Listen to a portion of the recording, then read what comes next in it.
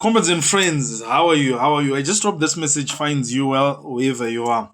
This is Comrade Traore, and sorry, tamboida ka time tisiri kuonana tisiri kupanana ma-updates. Unfortunately, I was busy with some other business that needed urgent attention, and fortunately, I'm back. Taakuti tifambirire mberi neprogram yedu. People have been calling me vachitaura nenhau yeCap 3. Tochidii, toringepi, toita sei. Chandoda kuonesa ndechekuti Cap 3 yakasainwa. Zvamakanzwa ndizvozvo. This is a fact.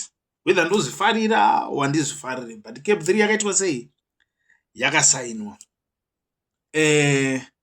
Ma-MP enyu akaisimbisa. Ma-MP enyu amakavhotera kati apinde muofisi.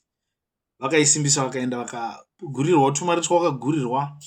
Vachifunga kuti tuchapedza maproblems avo, but mari inongopera. Vanongwana magirlfriend ka 4455 mari yapera. Cap 3 yasainwa. Tinongosangana futi muround. Life haichinji. Handi muri kuona zvangopa zvazvingori kumashure. So to a larger extent, I blame the people because tichiudzwa chinhu ngatidai people don't listen. People don't listen. Amenoti wamune muchida kuti azoshinga ndiani, aite zvamusingakwanisi kuita imimi, yet outcome inenge ichifanira kubenefita munhu wese. So vanhu, let's learn to listen. Ndorwadziwa zvakanyanya. Izvizvo ndikuona poster rakanzi 31 July, mwana wese mustreet, kune maprotest. And inini vanhu vachindibvunza, Comrade Traore toita sei, Comrade Traore toita sei. Ini ndokubudirai pachena, ndokuudzai chokwadi, whether unoda kuzvinzwa, whether haudi kuzvinzwa, but inini chokwadi ndinenge ndakuudza. I've been a part of the revolution.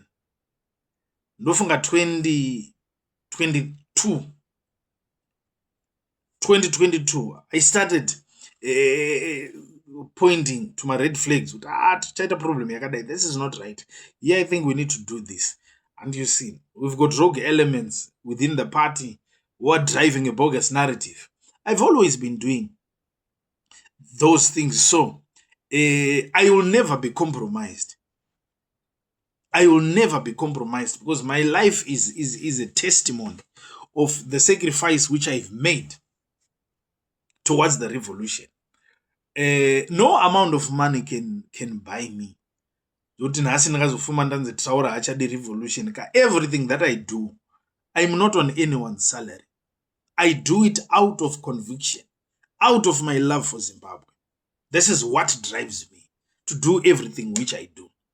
So I'm answerable to Zimbabwe, not to individuals. But Zimbabwe icharamba iripo. So everything that we must do must add value to Zimbabwe. Now, for what reasons, I don't know. But Zimbabweans know best why they didn't heed to his call. Because Mdara he had so much vision. He was genuine and he was sincere. And he would keep people updated. Angasinganyoriri tsamba. Aitouya pamberi pavanhu otaura, vanhu we, ndinofunga kuti todai nezvikonzero zvacho obva ataura. We've got another great man. I respect him so much. He's a very, very good man. A comrade Knox Chiwero. That man is genuine. He's sincere. He wants the best for Zimbabwe. And want to build out to Mono now and how Zimbabweans should operate as far as dealing with corruption, how we need to take Zimbabwe seriously, and how we need to manage our resources well so that equality becomes a reality. Whether you're in a rural setup, you're in an urban setup, everyone gets to benefit. He comes, he addresses people. That is leadership. You don't hide behind the finger.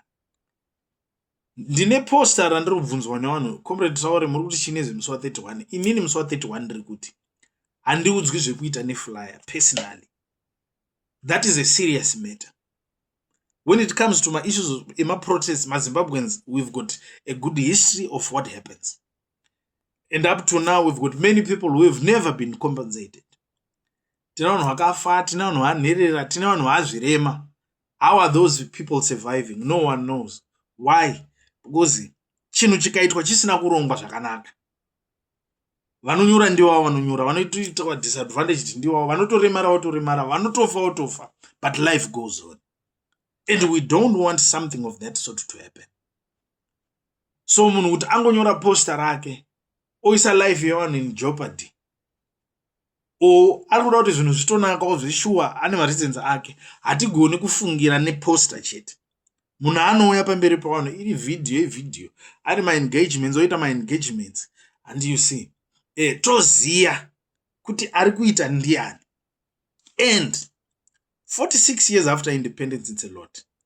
One of the reasons why I respected, and even now I continue to respect Mdala Tsvangirai, may his soul rest in peace. You'd see him in the front.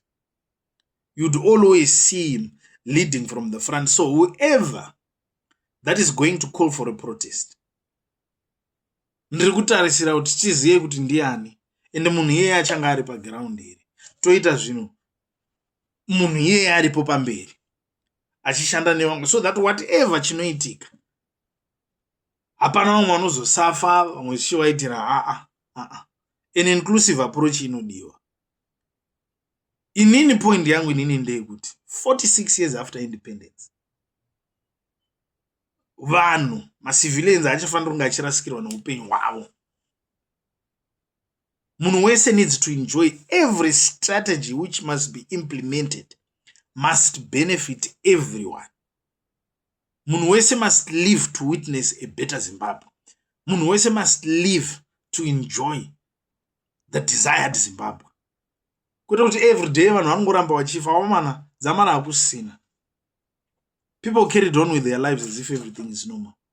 And we cannot continue to have more and more people dying every day because of politics. Inini, I don't support this.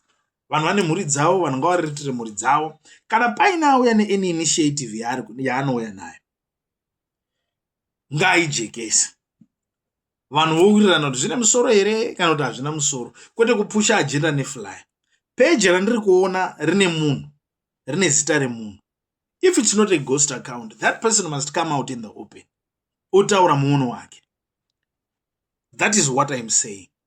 As long as izvozvo pasina, munokuwadzisa vanhu, munoremadzisa vanhu, munouraisa vanhu, mhuri dzinosara dzichifa nenzara. And we cannot afford to have my civilians continue to die. People have tried. People have done everything within their power.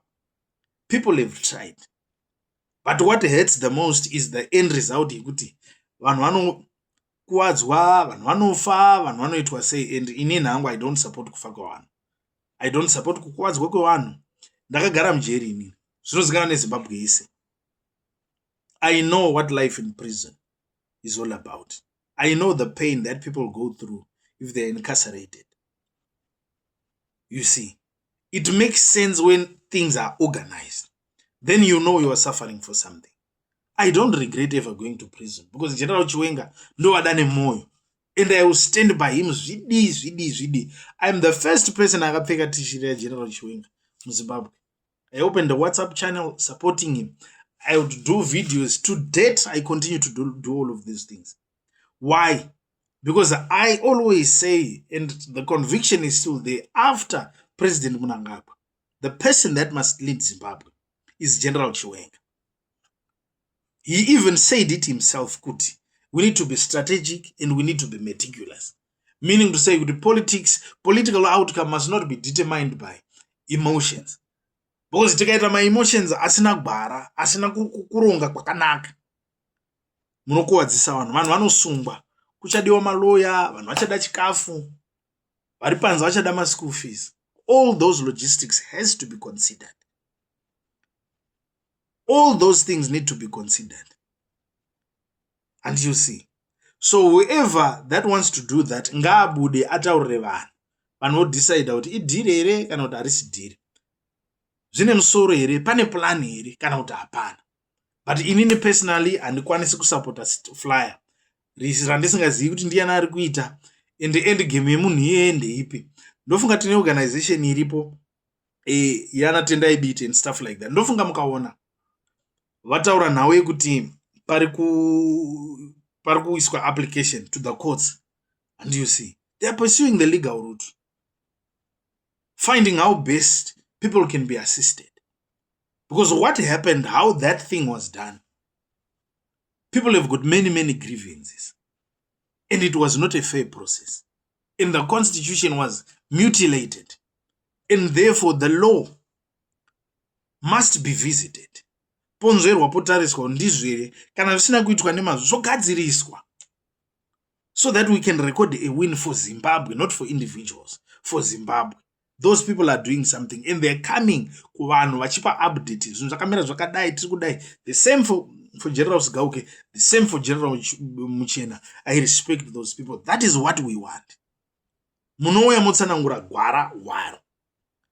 Kwete kuti munhu unongonyora flyer rako utoti takudai vanhu vanokuwarawo kumana. I thank you.